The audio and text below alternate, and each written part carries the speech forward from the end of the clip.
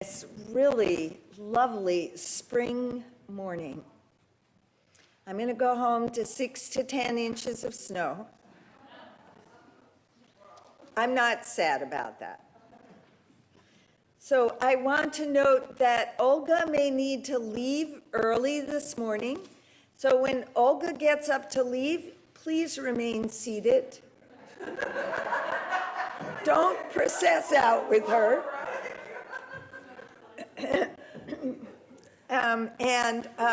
If that happens, because I'm known for not always being done by 11:30, Jeff has kindly agreed to come and replace Olga. So when you see that going on, please don't worry, nothing major has happened. It's all planned. We Unitarian Universalists are a non-creedal, religiously liberal faith tradition.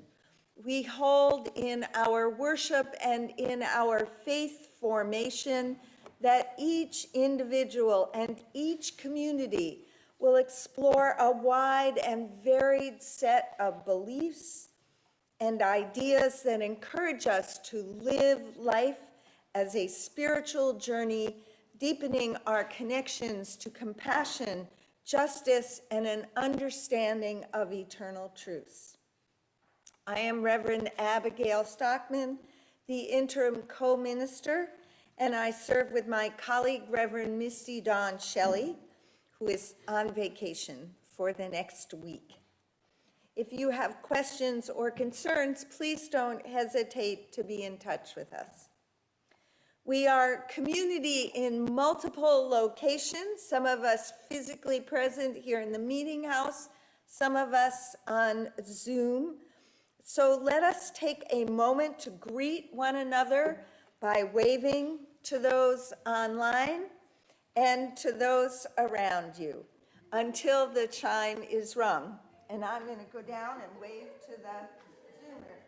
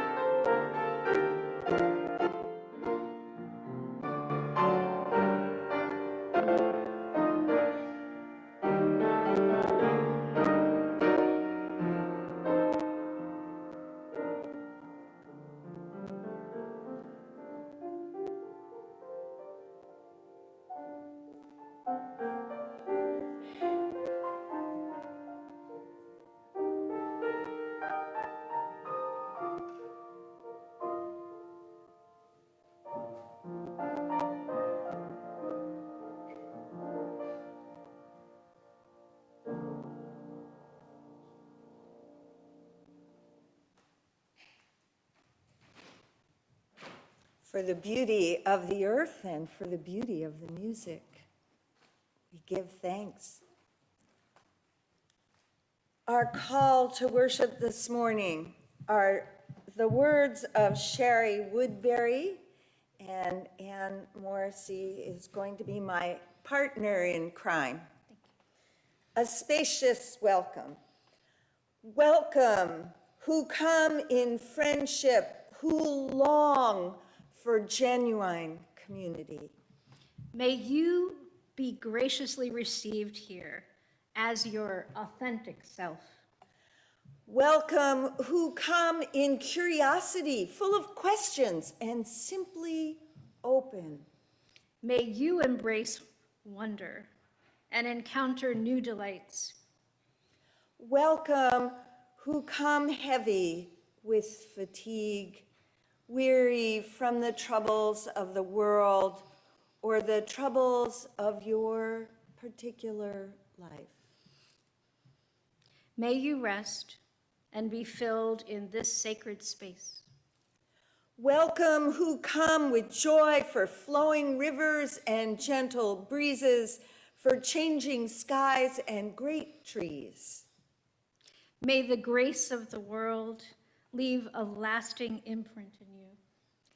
Welcome, who come with thanks for the altruism of the earth and the gift of human care. May your grateful heart overflow and bless those around you. Come, let us celebrate together this wondrous life.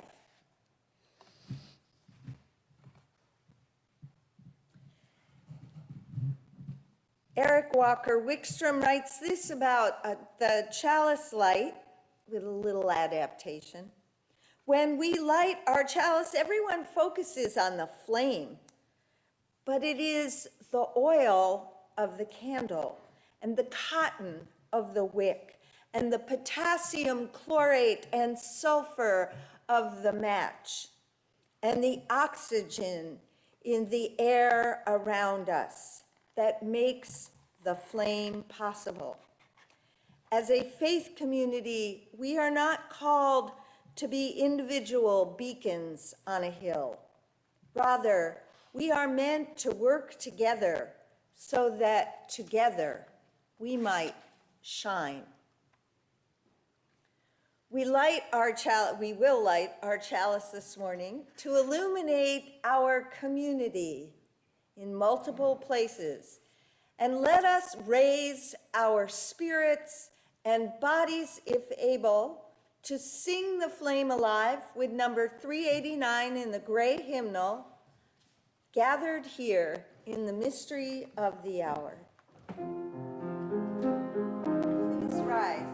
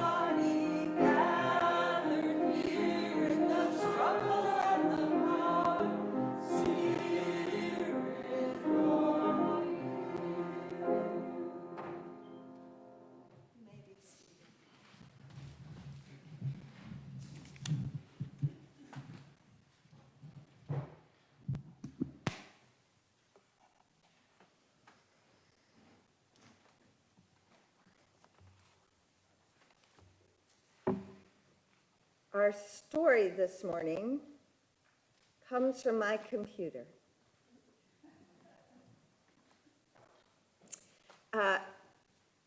Stephanie, I'm just going to check. Can I still be heard? Yes. Okay.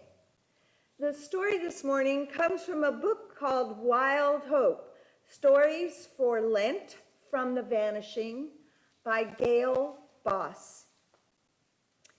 This particular story is the story of the monarch butterfly Eastern North America is its population center. Gazing at the canopy sweeping up 100 feet, the young man turns his face to receive a ray of sun. As his skin warms, he waits for the moment to arrive. He hears it before he sees it. A susurrection like gentle rain. It's one of those beautiful words, susurrection, susurration. What seems to be clumps of dead leaves bowing the branches are breaking apart and bursting orange into the air like sparks from the long dead volcano this mountain is. Warmed enough for flight, thousands of little flames rise and glide on wings, softly beating a rain song, fire and rain on a bright November afternoon. The monarchs are roosting again in their winter palaces. The young man used to come here with his father, who cut the trees with a logging crew.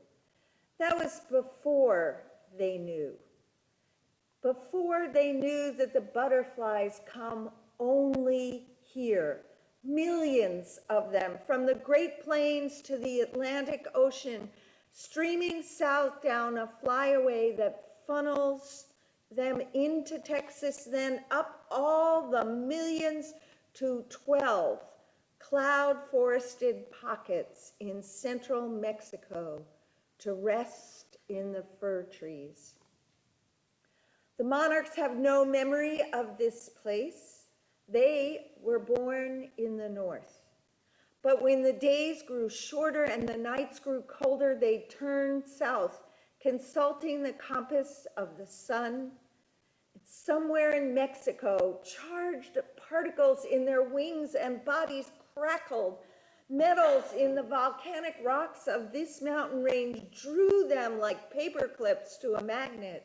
In waves, they descended to trees called the sacred firs, a kingdom they had never seen.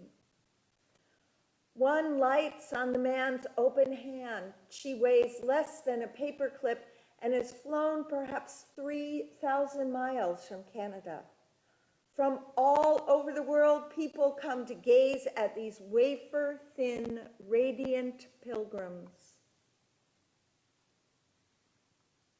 The logger's sun guides the gazers every winter day to the butterfly's refuge. Last summer, when the monarchs emerged as adults in the north, their reproductive systems were stunted, all energies conscripted for the great migration south and for winter survival in Mexico. But come March, an internal signal shudders each one, their reproductive organs surge, and the monarchs scatter from the fir boughs in a flurry of mating and lift north. Within 3 days, some have flown as far as Texas. From the air, females intently smell the landscape. Receptors on their legs and antenna can smell a single inch-tall milkweed sunk in a sea of vegetation. They are avid for milkweed. It is the only plant on which they will lay their pinhead-sized eggs. For about a month, each female plants 400 or so eggs, one at a time, along a northerly row. Then she and all the monarchs born the summer before, who flew together to Mexico and partway back, fold their wings and die.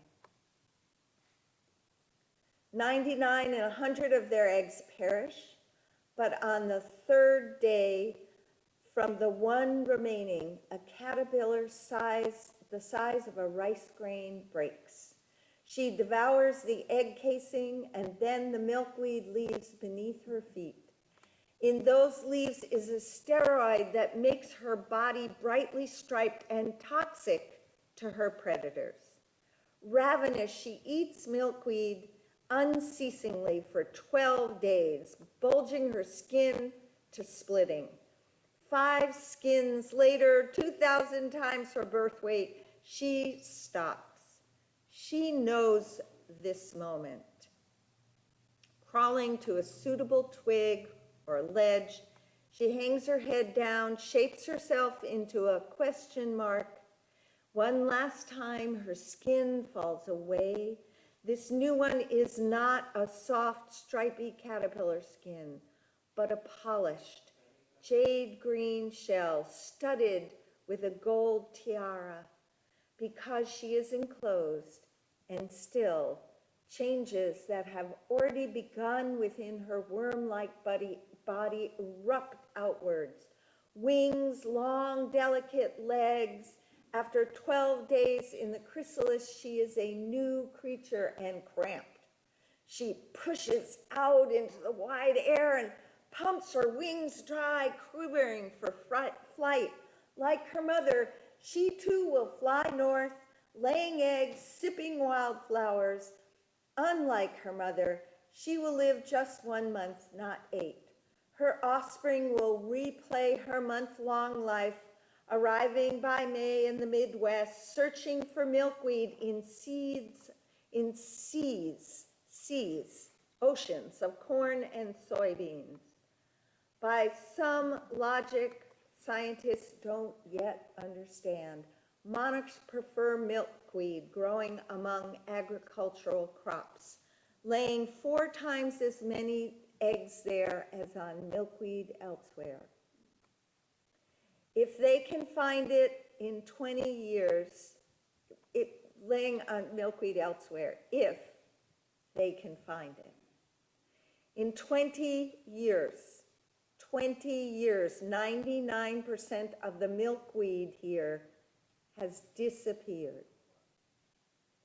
In those 20 years, farmers have been spraying their fields with glyphosate, which we know as Roundup. The corn and soybeans have been genetically modified to withstand the herbicide. So farmers spray often all through the growing season. The food crops live on, but milkweed is killed at the root. Up and down and across the crop rows, female monarchs flutter, searching for the home their offspring must have. Some straying find a few milkweed stems along unmown roadsides, just a few. 1 billion monarchs used to soar to Mexico, most of them reared on Midwestern milkweed. Since the introduction of Roundup, 90% of the bright pilgrims have vanished. The news has not escaped farmers. In coffee shops, they talk about government programs that will pay them for letting tilled land go fallow, and even for planting land in milkweed, native grasses, and flowers. All of them hold considerable debt for land and equipment. They lose sleep over roller coaster commodity prices, trade wars, and erratic weather. Investing in butterflies is another card in a risky hand. But when their children come home with milkweed shoots from the butterfly gardens they planted at school and tell them about the amazing super monarchs that fly all the way to Mexico, that are dying and might soon be gone forever, when they ask their parents, where can we plant this milkweed? Some of the farmers decide to take a royal gamble. Thank you for that, for your attention, and thus ends that story. Please rise in spirit, body, as you are able, and let us sing verses 1 and 2 of hymn number 298. We'll be singing verses The choir will sing verse 3 later on in the service, and we will sing verse 4 and 5 at the end.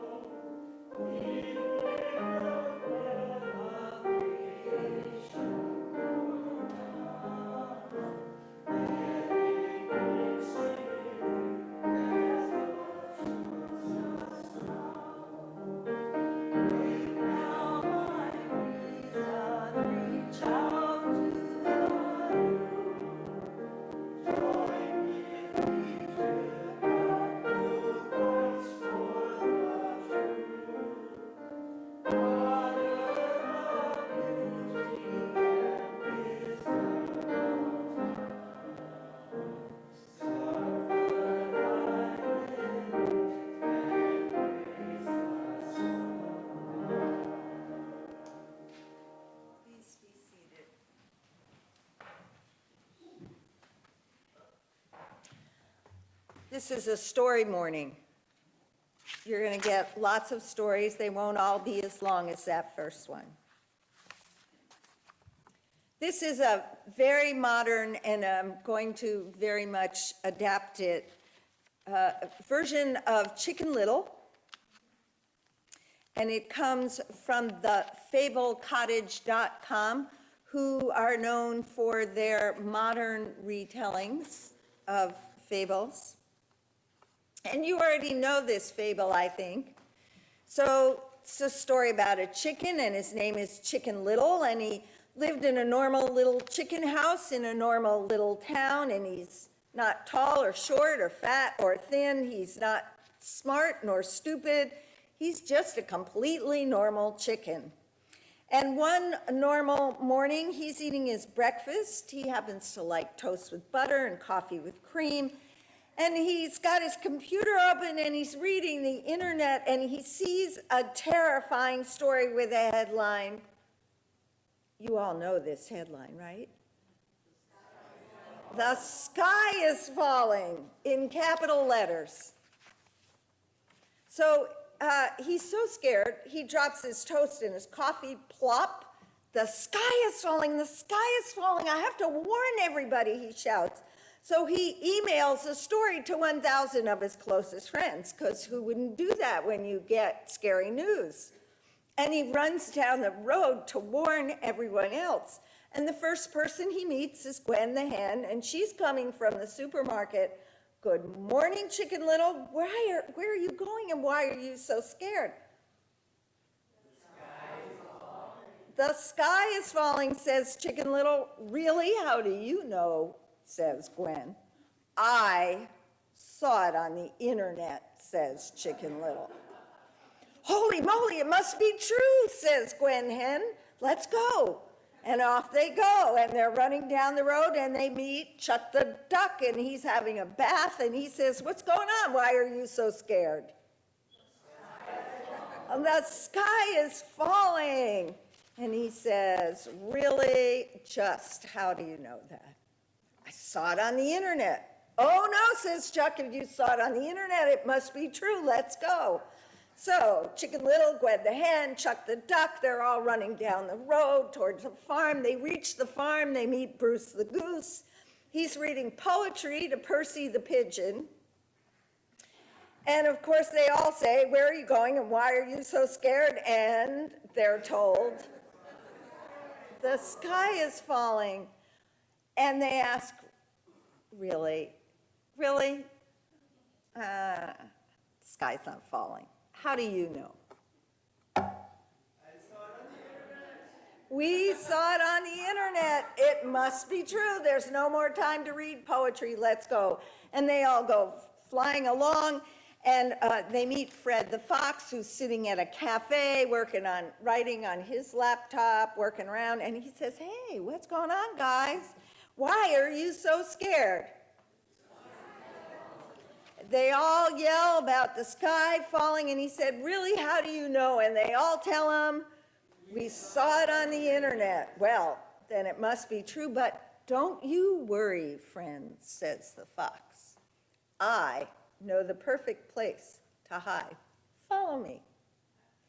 And he leads them all through the village and down the road and across a field and up a hill, and at the top of the hill is a big, dark cave. Come in, said Fred the fox. There is enough room for everybody. The sky won't fall on us here. We are safe. And so one by one, they all followed Fox into the cave. And the next morning, Chicken Little and his friends have disappeared, and the cave is empty. Where did they go?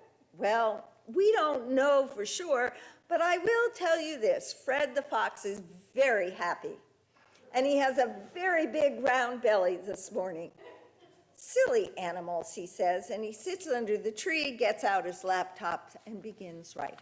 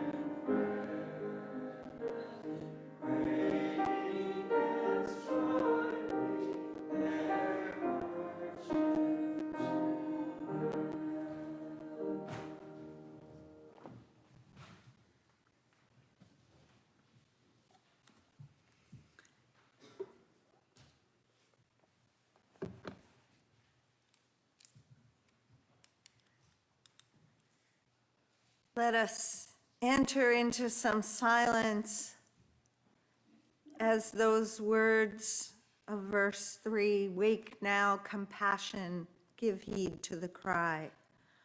Voices of suffering fill the wide sky. Take as your neighbor, stranger, and friend, praying and striving for their hardship to end. Let us enter into the silence. I will end with ringing the chime.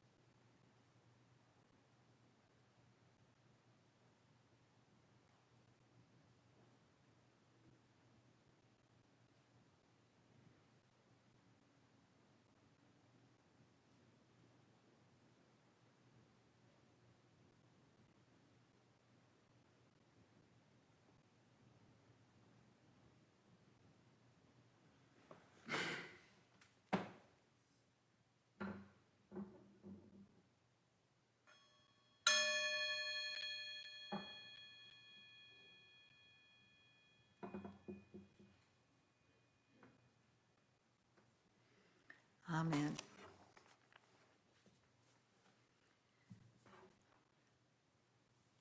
It's a day of readings.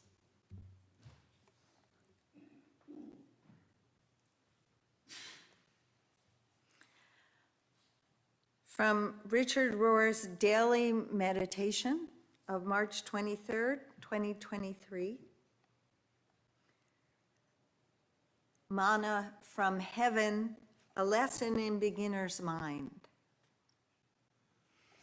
Begins with these words from Estelle Frankel, a therapist, spiritual director, and teacher of Jewish mysticism, describing how the lessons of Exodus encourage us to practice a beginner's mind, a concept from Zen. She writes, "The compulsion to repeat the past is apparent in the biblical myth of the Exodus. When Moses led the Israelites to freedom, they often yearned to return to Egypt.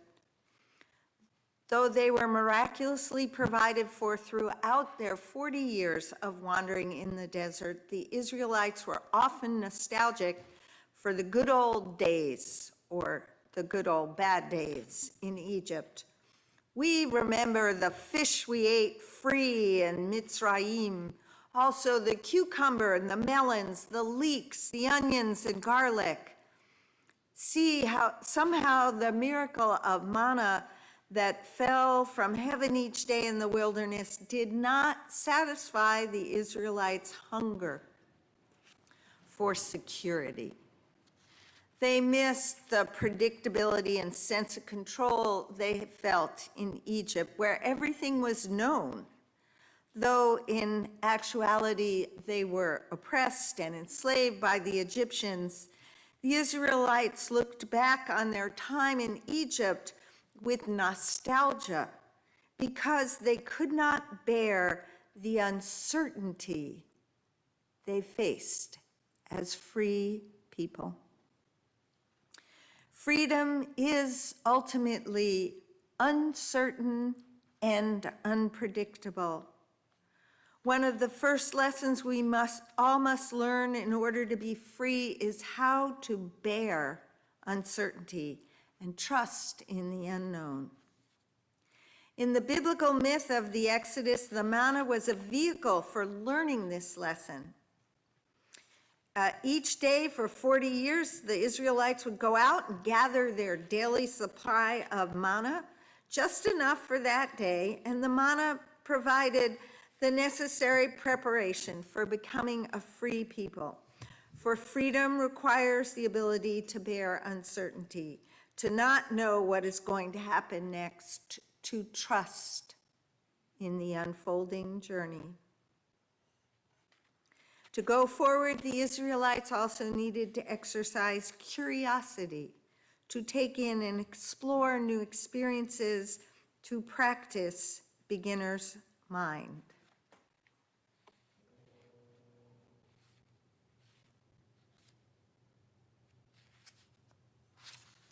Thus ends the reading.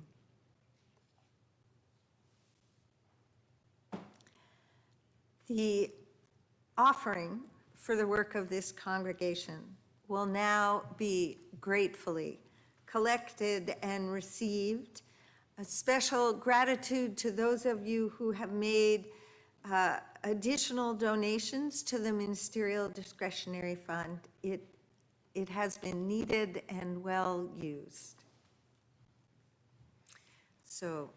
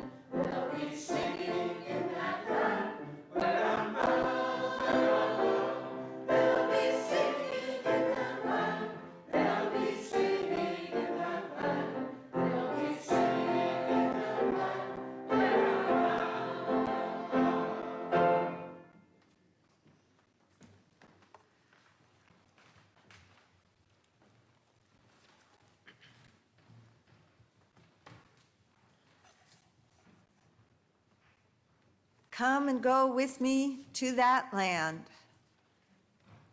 The migrating monarchs and the migrating birds might be singing that song.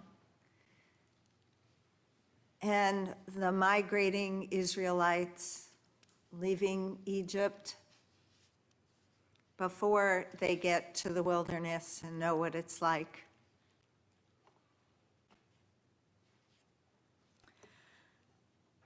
Gail Boss's book, Wild Hope, Stories of the Vanishing for Lent, tells the story of about 24 different species, in addition to the monarchs whose lives and habitats are vanishing, failing, no longer sustainable for them.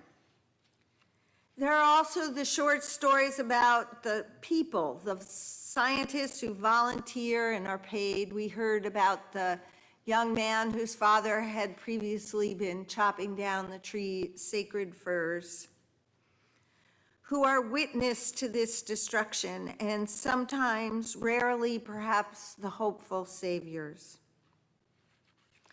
She tells a story about the red knot who flies on an exquisitely timed journey of 9,500 miles each way from the South Pole to the North Pole to breed and then return. On this exquisitely timed journey is a feeding stop along the coast of the Delaware Bay for the green eggs of the horseshoe crab. But the horseshoe crabs are dwindling as a result of overfishing in the waters of the Delaware Bay, and their timing is off a bit every year due to the warming waters and the increasing number of catastrophic storms. So they often haven't laid enough eggs for the red knots to munch on and renew their energy stores to fly the remaining 3,000 miles of their journey to the North Pole. It is, of course, heartbreaking to read each story, as I've been doing over Lent. But you already know many of the outlines of these stories.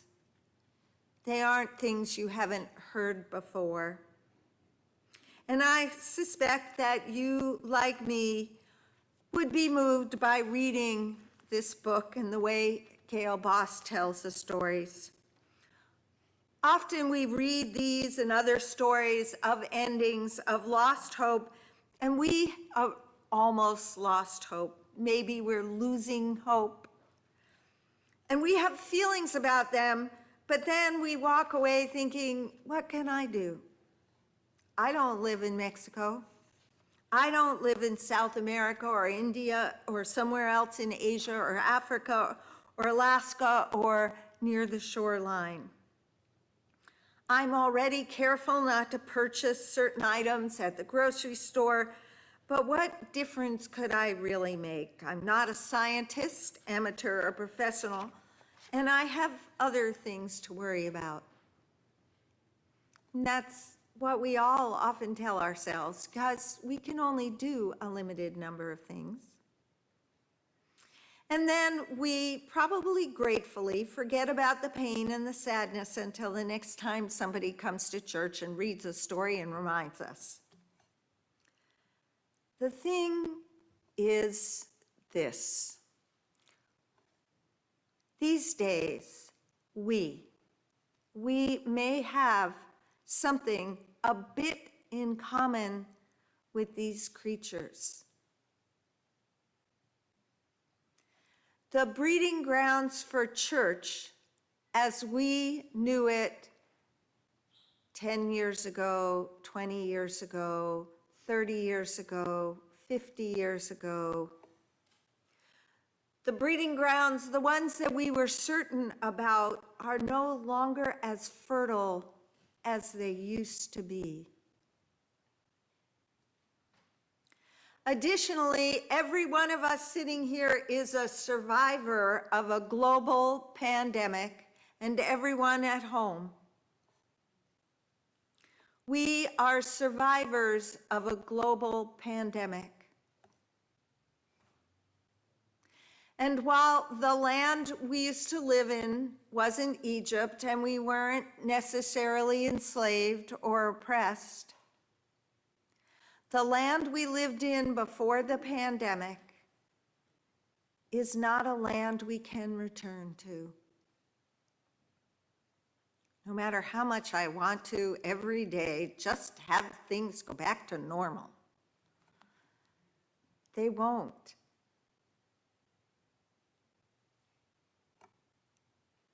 So we have something to learn from these species that are hurt or sick or being lost, and a few scientists have managed to find ways to keep them going, to reproduce them in laboratories. We have something to learn, both about the attitude that we bring to our own situations and to your situation as a congregation going into an unknown future.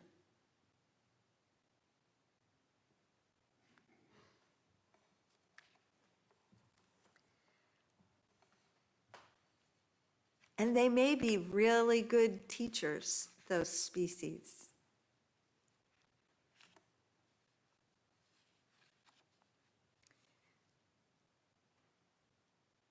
We don't know what the exact pathway forward is. When I say we don't know, we who professionally do church, and we who are faithful, dedicated lay church community members and leaders, we don't all know what the right pathway forward is. There is no AAA map to get to this destination. But there are some things we know about what we need not to do. And one of those things comes from that lovely Chicken Little, who reminds us about the Buddhist principles of right relations and right speech. Because Chicken Little doesn't even think twice about first not looking to get a little further information. Like, maybe if you went somewhere else on the internet, you might have seen that the sky wasn't falling. Maybe. There might have been 3 or 4 websites that did say the sky was falling, but there might be several that also refuted that and mentioned that scientists have done some collected data and made some observations. And it's very human of us to hear something and get frightened and run with it. But we also have each other to turn around and say, wait. But of course, Chicken Little's friends weren't so good at that, and they just jumped right on board, right? And they went with, it's not working so well. So scaremongering and building fear is easy for us to do, especially when we don't know the path forward. It's what happened to the people, to the Israelites in the wilderness. And they became afraid and scared and didn't know the path forward, and so they weren't so sure that really, that Moses, first of all, the guy stuttered. Really? He's saying he's the leader, but I'm not so sure. Wouldn't you agree with me? And it's so easy for us to do that, isn't it? It's especially easy for us in a faith tradition where we're called upon to use our reason and not just to accept things what we often refer to as blindly, without learning more about it. And yet, every one of us is also human. And so, like Chicken Little and Gwen the Hen, we get caught when someone says something fearful. And it's easy for us to forget the teachings of Buddhism that are so valuable, whether we are Buddhists or not, about right speech and right relations. And it's not just about saying nice things. Thank you so much, Olga. Have a wonderful time. It's not just about saying nice things to the people around us. It's also about remembering not to say things that might deceive others. That's kind of what Chicken Little did. Not intentionally, but still, it was. Or to speak in ways that cause disharmony, to abstain because it is a little bit the Buddhist 10 Commandments, from rude and impolite language, and not to engage in idle talk or gossip. And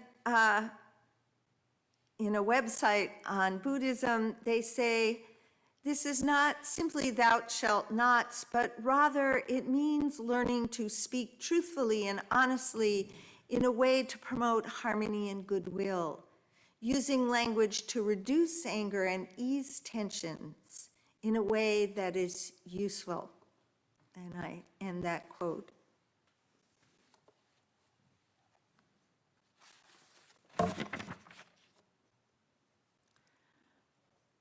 As we migrate to an unknown place, it is easy for us to mention our fears because we will have them.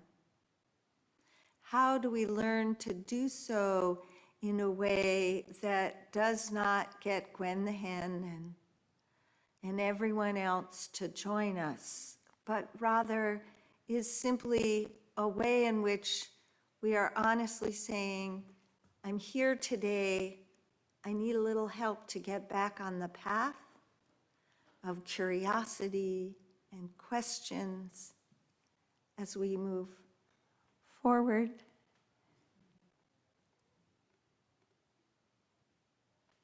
I'm missing something out that window.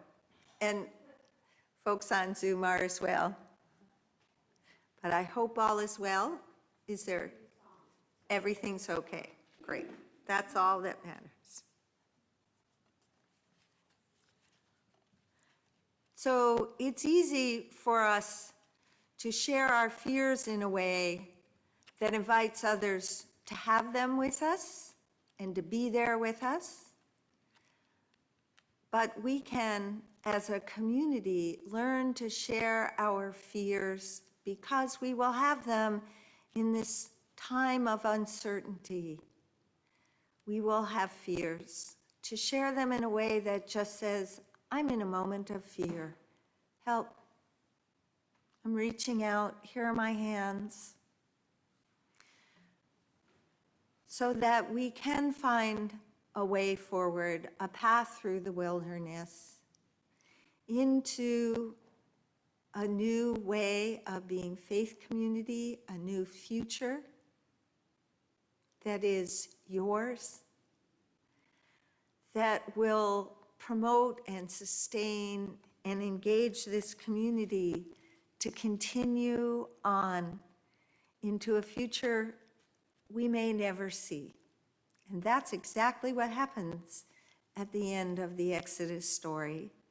Not everyone gets to the promised land who left Egypt, but they've made the way for others and left it for the future. It is the same with those wild creatures.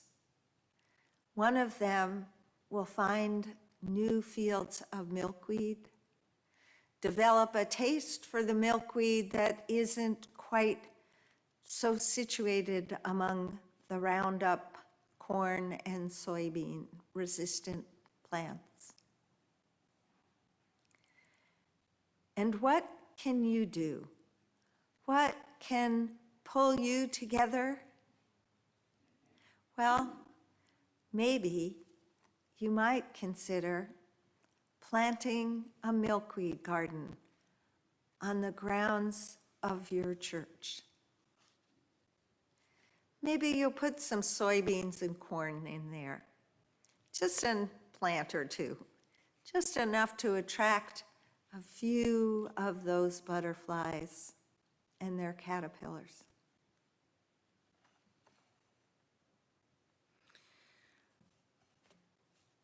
You have work to do, and it's blessed work. It's the work of finding a new path when the climate for the old path has changed and no longer sustains what it used to sustain. But there are new feeding grounds, and there are new places. And you are capable of building of yourselves a new way forward that holds you and sustains you as a community of faith, held in the arms of an unending love, as Rabbi Rami Shapiro says. Learning how to live with the climate change that you face as a church. So may it be. Amen.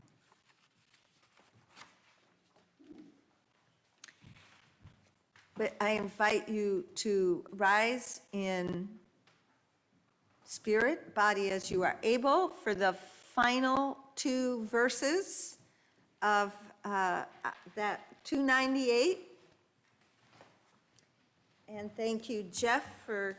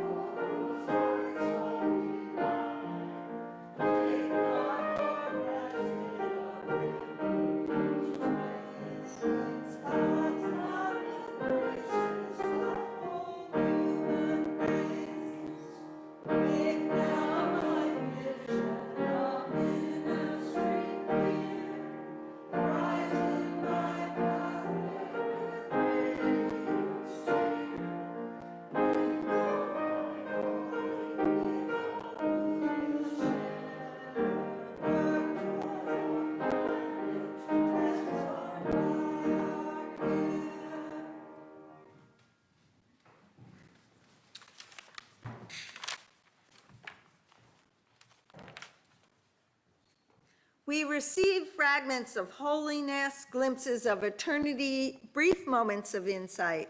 Let us gather them up for the precious gifts they are, and renewed by their grace, move boldly into the unknown. Those are the words of Sarah Moores Campbell. Go in peace and bring your blessing into this week that comes forth.